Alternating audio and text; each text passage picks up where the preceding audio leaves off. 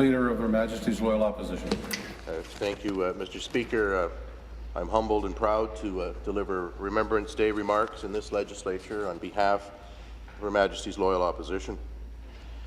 Usually this chamber echoes with partisanship and confrontational argues from members representing communities all across Ontario, holding strong views and beliefs on any given number of issues.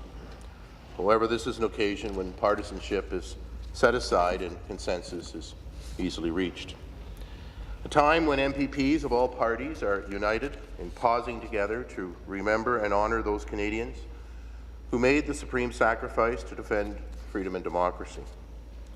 As we strive to represent the people of Ontario in this place, we must always remember the noble efforts of those who serve to preserve and protect our just society. We debate issues of the day in this chamber in absolute freedom. It should always be remembered that this absolute freedom came with a price.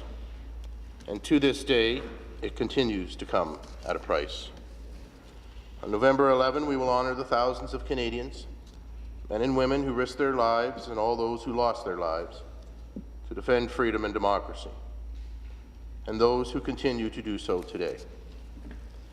Canadians are painfully and keenly aware that our safety and security are not taken for granted. In less than a week, Canada saw two men who served this nation struck down.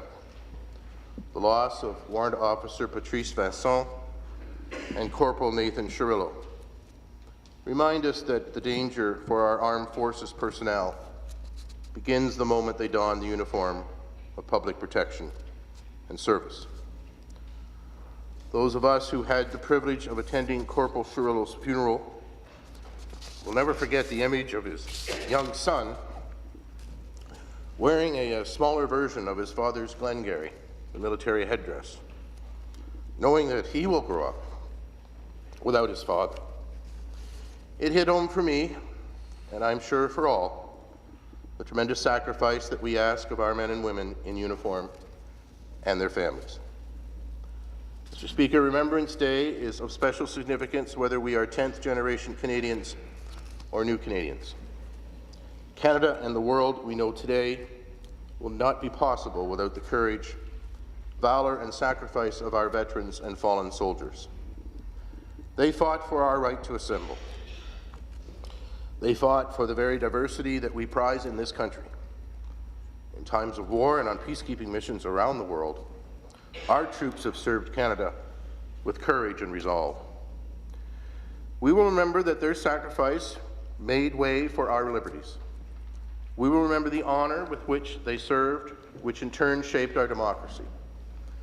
We will remember that those values that we hold so dear, which include the fundamental freedoms of democracy and liberty, are a direct result of their selflessness and their patriotism. And we thank them for their service that has kept and continues to keep Canada strong and free. They put our safety and our security above their own. They do this for us. Thank you to the Canadian men and women, past and present, who served our country with brave resolve, who have risked and given their lives so that future generations could enjoy the blessings of peace and democracy. They deserve our greatest gratitude. We will remember them.